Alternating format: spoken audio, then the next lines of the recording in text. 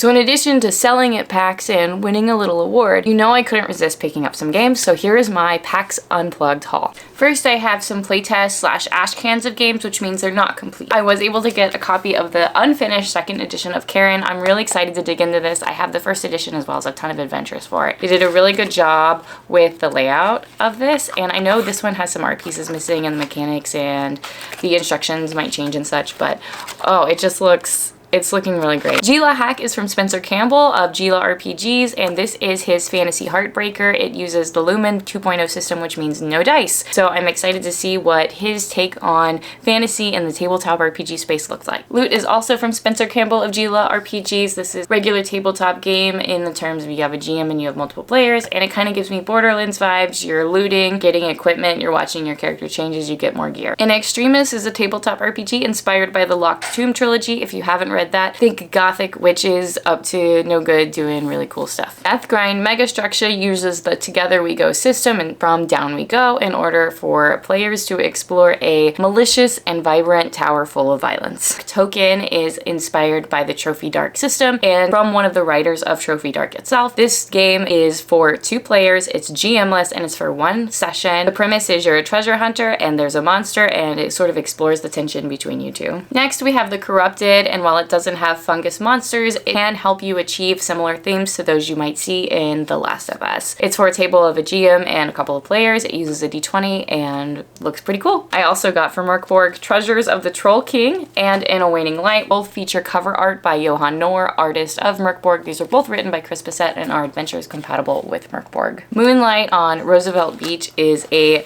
beautiful game of queer cosmic horror investigation. It's beautiful. From the same creator of Moonlight, we have Sherwood, which is inspired by Robin Hood, but also includes options for magic. I kept getting recommended this game from people just exploring our booth while I was selling games, so I figured I should probably pick it up. Candlelight is another game from Gabriel Robinson that looks like it uses the Trophy Dark system, and you play spirits who are reckoning with hope and your past sins. Exclusionist Botanist Zone is a solo drawing sketching game in which you play a naturalist and explore things that aren't natural. Yep, the plants are messed up here. Speaking of plants, I also picked up Bloom, an adventure for Mothership, a one-shot horror adventure. When I saw Season of the Moth, I knew I had to get it. For 1, my last name is Mothwing. 2, it's inspired by Breath of the Wild and Eastshade. What's not to love? Next, we have Cosmosaurus, which is inspired by young child's love for dinosaurs as well as Saturday morning cartoons. Everything here is 100% my jam. In Hell Whalers, you play a cursed whaler searching for whales. This is, from what I understand, inspired by religious trauma, and it seems like a very interesting horror. It also came with this sick, poster. I think this is a mini game included.